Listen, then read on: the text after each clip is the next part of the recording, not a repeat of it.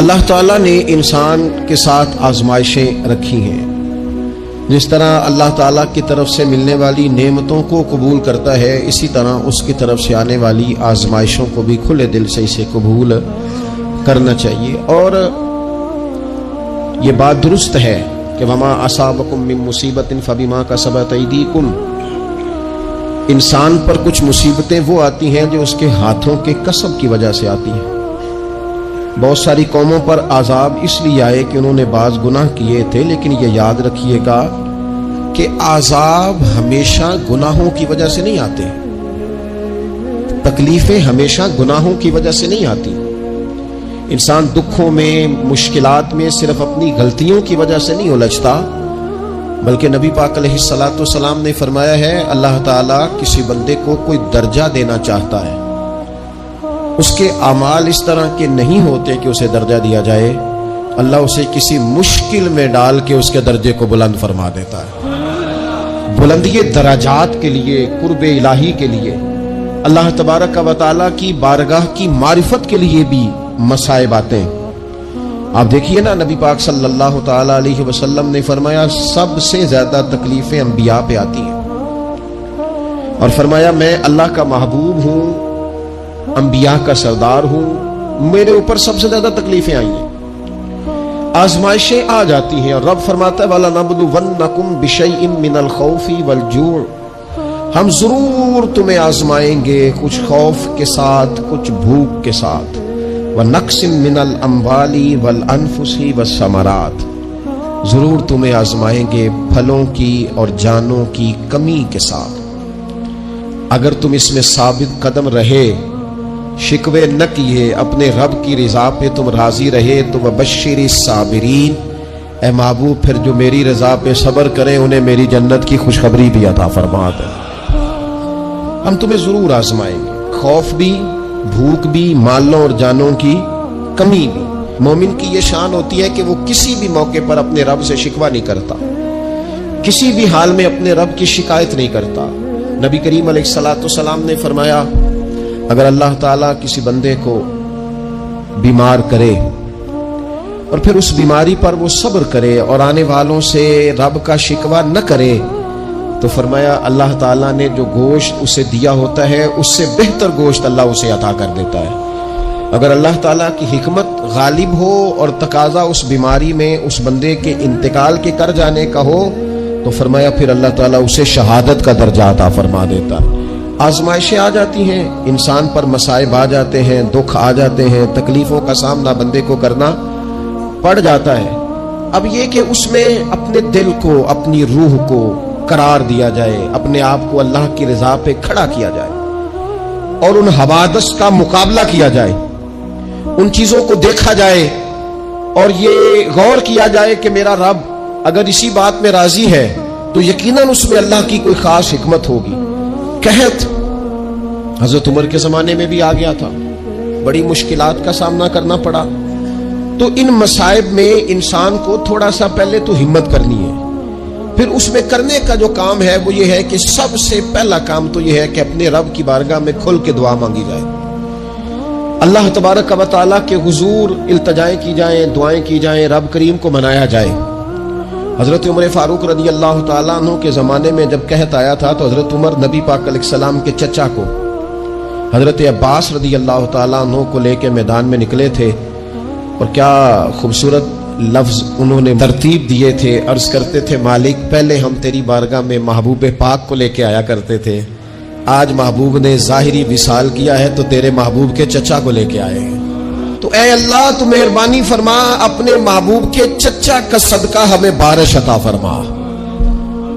تو بس حضرت عمر نے وہ دعا مانگی، حضرت عباس کو وسیلہ بنایا تو اللہ نے بارش عطا فرما دی. اچھا پھر یہ دونوں چیزیں ہمیں حدیث صحیح میں ملتی ہیں. ایک نوجوان نے، ایک شخص نے آ کے حضور کی بارگاہ میں عرض کی یا رسول اللہ بارش نہیں ہوتی، دعا کر دیں. تو نبی پاک نے ہاتھ اٹھائے دعا کے لیے، اتنے ہاتھ بلند کیے کہ بغلوں کی سفیدی نظر آنے لگی. وہ کہتے ہیں ابھی محبوب کے دستے مبارک پوری طرح چہرے پر پھرے نہیں تھے کہ اللہ نے بارش عطا کر دی. پھر پورا ہفتہ بارش ہوتی رہی تو لوگوں کو اب بارش کی کثرت کی وجہ سے بعض مسائل بننے لگے تو وہ پھر حاضر ہوئے. عرض کی یا رسول اللہ دعا فرما دیں، اب تو کچھ مشکلات بڑھنے لگی ہیں۔ تو حضور نے پھر ہاتھ اٹھائے، کہا اللہ اپنا فضل نصیب فرما، مہربانی فرما۔ کبھی بارش کی ضرورت ہوتی ہے اور کبھی بارشوں کا کثرت سے ہونا وہ تکلیف کا باعث ہو جاتا ہے بعض جگہوں پر۔ تو کہتے پھر حضور نے دعا فرمائی، ابھی چہرے پہ ہاتھ نہیں پھیرے تھے کہ مدینہ منورہ میں بارش ختم ہو گئی۔ تو سب سے پہلا اور ضروری کام ہمارا آج مزاج بن گیا ہے کہ ہم تبصرے کرتے ہیں، سیاست کرتے ہیں، اس پر بیٹھ کر اب ایک اور دور آ گیا ہے، ویڈیو بناتے ہیں، موبائل چلاتے ہیں، جو کہ بہت بڑا امتحان ہے ہمارے لیے کہ صرف 20 منٹ موبائل کو ہاتھ نہ لگائیں، بہت بڑا امتحان ہے۔ ہو سکتا ہے بہت سارے لوگ بڑی تکلیف میں آ جائیں کہ پورے 20 منٹ گزر گئے، اس پہ ویڈیو بنائیں گے، اس پہ کومنٹس کریں گے، اس پہ یہ کام ہم کرتے ہیں۔ حالانکہ اگر کوئی ایسی مشکل آ جائے تو شریعت نے ہمیں یہ سبق دیا کہ پہلے دعا، پہلے اللہ کی بارگاہ میں حاضری۔ اکبر الہ آبادی نے کہا تھا کہ مصیبت میں بھی اب یاد خدا ہم کو نہیں آتی، دعا منہ سے نہ نکلی، جیبوں سے عرضیاں ہی نکلی۔ ہم محکموں میں درخواستیں دیتے ہیں لیکن دعا کی طرف بڑھتے بڑا خوبصورت کام ہے۔ سب سے پہلے تو یہ کریں کہ وہ جو ہمارے بھائی تکلیف میں ہیں، مجبوری میں ہیں، ان کے لیے اپنے رب کی بارگاہ میں عرض کریں کہ مالک، قدرتوں کا مالک تو تو ہے، ہر چیز تو تیرے دست کرم میں ہے، اور تو کریم اتنا ہے کہ بندوں پہ تو غضب نہیں زیادہ فرماتا، رحمت ہی زیادہ فرماتا ہے، اور تیری رحمت تیرے غضب پر غلبہ رکھتی ہے۔ اس لیے مالک تو کرم فرما، اور یہ جو لوگ ہیں تو انہیں اپنے فضل سے ہی آسانی عطا فرما تاکہ اس مشکل سے نکل آئیں۔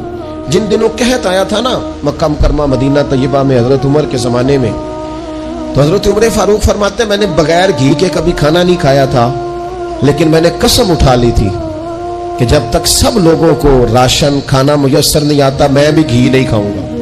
یہ جو اضافی اخراجات ہیں، ایڈوانس گاڑیاں بک کرانا، نئے ماڈل کے موبائل خریدنا، یہ جو ہمارے صرف ناز نخرے ہیں، صرف ان کو تھوڑا سا کلوز کر لو۔ عجیب بات ہے نا، عجیب ظلم ہے نا کہ ایک بچہ رات کو اس لیے کھانا نہیں کھا رہا کہ اس کی مرضی کا پکا ہوا نہیں، اور ایک طرف میرے ہی وطن میں اس ویڈیو نے بھی میری چیخیں نکلوا دی جس میں ایک بیٹی، اور اس کی عمر بھی بالکل اتنی ہے جتنی میری بیٹی کی عمر ہے، اس سے وہ صحافی پوچھتا ہے، پاؤں اس کے ننگے ہیں اور پاؤں پہ کیڑے چڑھ رہے ہیں، تو اس سے پوچھتا ہے پتر کیا چاہیے؟ وہ کہتی ہے صرف روٹی کھانی ہے، کوئی مطالبہ نہیں، کوئی مطالبہ نہیں، روٹی دا دکھ نہ پوچھو، یہ روٹی بندہ کھا جا دیجیے، روٹی بندہ کھا جاتی۔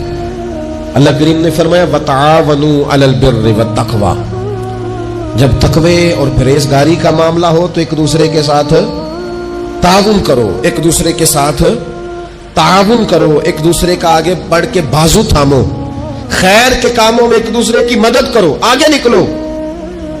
ہو جاتا ہے کبھی کبھی ایسا کہ ایک بھائی کے پاس بہت زیادہ مال ہوتا ہے، دوسرے کے پاس کم ہوتا ہے، اور نبی پاک صلی اللہ تعالی علیہ وسلم نے ارشاد فرمایا کہ یاد رکھنا اللہ تبارک و تعالی اتنی دیر تک تمہاری مدد کرتا ہے جب تک تم اپنے بھائی کی مدد کرتے رہتے ہو، اللہ تمہارا مددگار رہتا ہے۔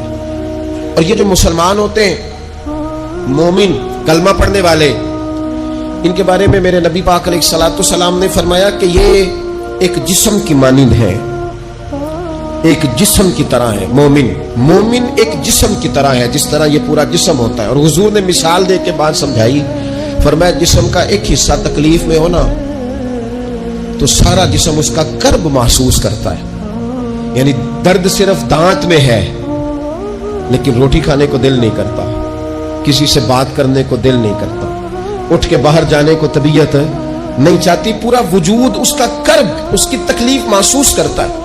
فرمایا جس طرح ایک جسم کے ایک حصے کو تکلیف ہو، آپ مجھے بتائیے نا، آپ کے دانت میں تکلیف ہے تو کیا کبھی آپ کے دماغ نے کہا ہے کہ ڈاکٹر کے پاس نہیں جانا؟ پیروں نے کہا ہے میں نے نہیں چل کے جانا، یہ تو مسئلہ صرف اور صرف دانت کا ہے، دانت جانے، اس کا کام جانے؟ ایسا ہوتا نہیں۔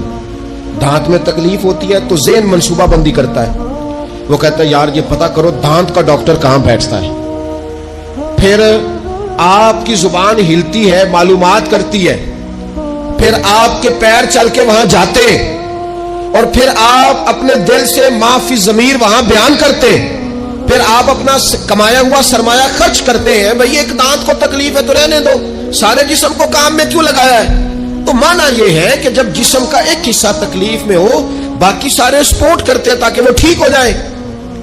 تو حضور نے فرمایا میرے سارے مومن ایک جسم کی طرح، سارے مکے سے ہجرت کر کے مدینے آئے، گھر بار پیچھے رہ گئے، جائیدادیں پیچھے رہ گئی، کاروبار پیچھے رہ گئے، حضور نے فرمایا تم بھائی ہو۔ لیکن وہ صحابہ تھے نا، انہوں نے بھائی بھائی اپنے آپ کو صرف تقریروں میں نہیں سمجھا تھا، انہوں نے اپنے آپ کو بھائی بھائی صرف محفلوں کے نعروں میں نہیں سمجھا تھا، انہوں نے اپنے آپ کو بھائی بھائی صرف ادیب شاعر کی شاعری میں نہیں سمجھا تھا، وہ من سے ان کی آوازیں آتی تھی ہم سچ مچ کے بھائی ہیں، انہوں نے طے کر لیا تھا کہ ہم بھائی ہیں۔ لہذا جب حضور نے کہا نا آپ تمہارے بھائی وہاں سے ہجرت کر کے آئے ہیں تو ان کی مدد کرو، تو پھر انہوں نے صحیح والا بھائی سمجھا، دھاگا رکھ کے اپنا گھر تقسیم کر کے آدھا اپنے بھائی کو دیا، کاروبار بانٹ کے اپنے بھائی کو دیا، جس کے پاس 4 اونٹ تھے اس نے 2 اپنے بھائی کو دے دیے، چلتے کاروباروں میں بھائیوں کو شریک بنا لیا، انہوں نے انہیں اس طرح کر کے رکھا کہ پھر وہ جو مہاجر تھے وہ مہاجر رہے ہی نہیں، انہیں یوں لگا کہ ہم تو ایک گھر سے اپنے دوسرے گھر میں شفٹ ہوئے، انہیں کسی جگہ بھی کوئی تکلیف نہیں آئی۔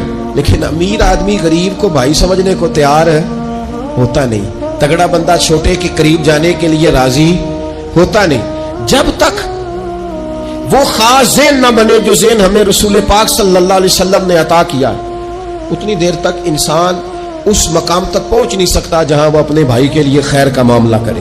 تو ایک تو یہ کہ ہمیں آگے بڑھنا چاہیے، ان لوگوں کو اپنا بھائی جاننا چاہیے۔ چوتھی بات، اسلام کے اندر نا ہر ذی روح کے ساتھ نیکی کرنے کا اجر ہے، ہر تر جگر والے کے ساتھ نیکی کرنے کا ثواب ہے۔ اسلام کے اندر جو تر جگر رکھتا ہے، جس کے وجود میں روح ہے، اس سے نیکی کریں اجر ملے گا، صحیح حدیث میں موجود ہے نا۔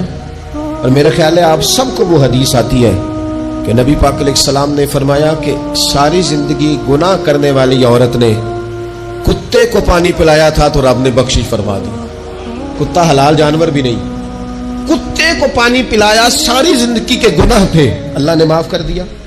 کوئی بھی تر جگر والا ہو، آپ مجھے بتائیے ایک کتے کو پانی پلانے سے رب معاف کرتا ہے، تو اگر کوئی کسی انسان کی خدمت کرے، اور نرا انسان نہیں مسلمان، اور نرا مسلمان نہیں مدینے والے کا غلام، رسول اللہ کا کلمہ پڑھنے والا، اس کے ساتھ نیکی کرنے سے اللہ کتنا اجر عطا فرمائے گا۔ تو عزیز بھائی، مخلوق خدا سے جب لوگ پیار کرتے ہیں، جب لوگ محبت کرتے ہیں، اور جب ہمارے دل نرم، ہمیں نا مادہ پرست بنایا گیا ہے کچھ عرصے سے، ہمارا ذہن بنا دیا ہے، اور یہ ڈھیر سارے لوگ ہیں جو تقسیم کرتے ہیں ذہنوں کو، ڈھیر سارے لوگ، اس میں بعض مذہبی لوگ بھی شامل ہیں الا ماشاءاللہ، جو ذہن تقسیم کرتے ہیں، چھوٹی چھوٹی اپنے لالچ کے لیے لوگوں کو ایک دوسرے سے دور کرتے ہیں۔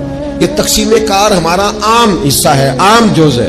یاد رکھنا، جب قومیں مادہ پرست ہو جاتی ہیں نا، جب وہ ہر چیز کو پیسے میں تولتی ہیں اور پہلے اپنا نفع دیکھتی ہیں، پھر وہ معاشرہ انسانوں کا معاشرہ نہیں رہتا، وہ تاجروں کا معاشرہ ہوتا ہے، وہاں ہر چیز سیل ہوتی ہے، بیچی جاتی ہے۔ دوستو، قلبی طور پر جب دلوں میں گنجائش ہوتی ہے، جب ہمارے دلوں میں وسعت ہوتی ہے، جب ہمیں پیار کرنا آتا ہے، 2 آدمیوں کا کھانا 3 آدمی کھا سکتے ہیں، شرط یہ ہے کہ وہ تیسرے کو بٹھانے کی وسعت رکھتے ہوں۔ 4 آدمیوں کا کھانا 5 آدمی کھا سکتے ہیں، شرط یہ ہے کہ ان کے دلوں میں گنجائش موجود ہو۔ یاد رکھنا، ایک چھت کے نیچے ایک ہی گھر کے اندر 4-5 خاندان گزارا کر سکتے ہیں، شرط یہ ہے کہ ان کے دلوں میں گنجائش موجود ہو، شرط یہ ہے کہ وہ قلبی کیفیات وہی رکھتے۔ لیکن ہمیں نا کچھ مست سا کر دیا گیا ہے اپنی اپنی دنیا داری میں، کچھ محب سے ہیں، کچھ اس طرح کا ماحول بنا دیا گیا، مجھے کیا لینے دیں مجھے۔ مذہبی لوگ بھی اتنے لاکھ کی محفل نعت، اتنے لاکھ کا عرس، اتنے لاکھ کی فلانی شے، اور خدا کے بندو کچھ دیر کے لیے چھوڑ لو، کچھ دیر کے لیے مہربانی کر لو، اور دیکھو تو صحیح ضرورت کس چیز کی زیادہ ہے۔ چلو کوئی تو گنجائش پیدا کرو زندگی میں، کہیں کسی ایک چیز کو روک لو۔ مستحب کا اور واجب کا فرق ہی نہیں سمجھتے۔ اقبال کہنے لگے، یہ کسی شوخ نے لکھ دیا یہ جملہ محراب مسجد پر کہ یہ ناداں گر پڑے سجدے میں جب وقت قیام آیا۔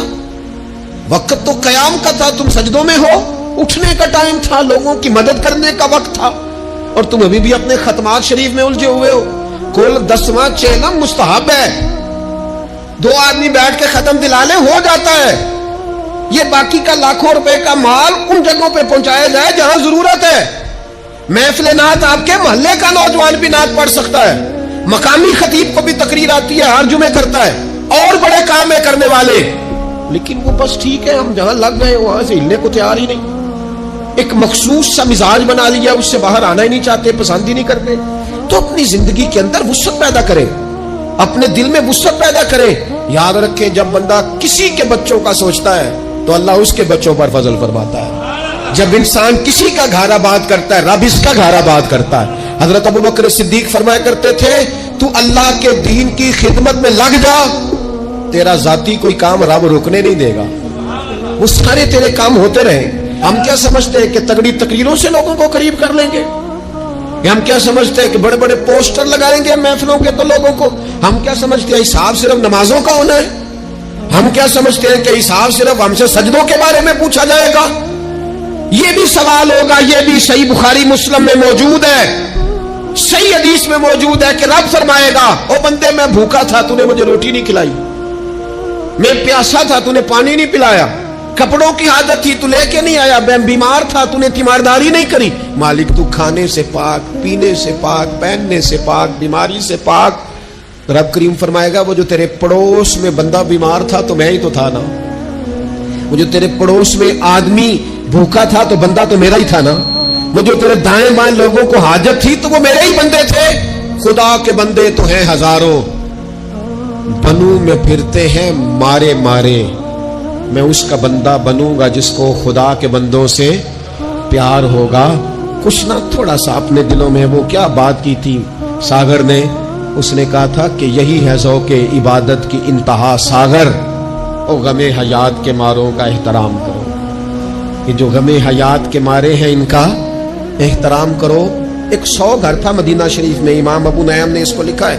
ہمارے ہاں بھی لوگ افطاری کراتے ہیں، سیاسی افطاری رمضان میں، سیاسی افطاریاں جن سے ہمیں کام نہیں پڑتا، جن سے ہمیں کل کو کام نکلوانا ہو تو ان کی روٹی پکائی جاتی ہے۔ سیاسی ولیمے، سیاسی دعوتیں، سیاسی لوگوں کے اجتماعات، VIP کے لنگر، یہ ہمارا کلچر بن گیا ہے، یہ ہمارا مزاج بن گیا ہے۔ اور نبی پاک علیہ السلام نے فرمایا لعنت اس دعوت پر جس میں امیروں کو بلایا جائے اور غریبوں کو نظر انداز کیا جائے، وہ تو ملعون دعوت ہے۔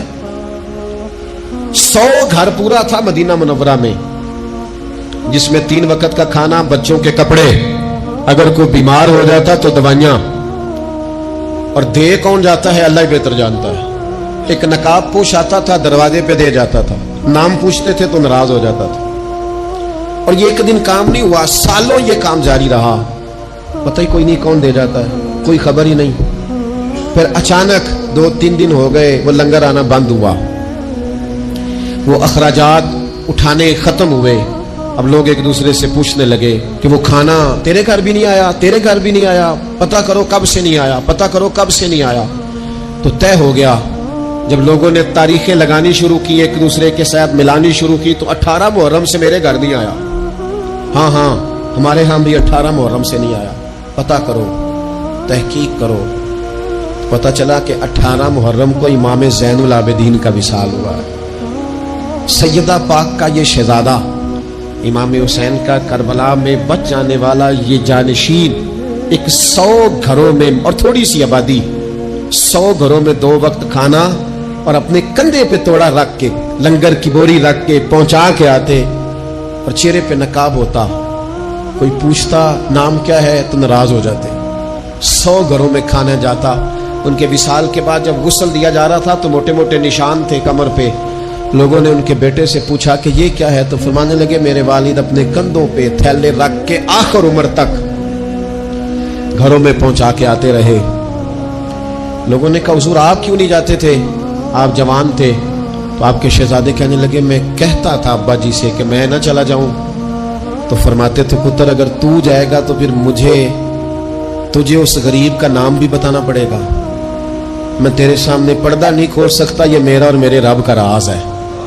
اس چپکے کے ساتھ، اس محبت کے ساتھ حضرت امام زین العابدین رضی اللہ تعالیٰ عنہ خدمت کرتے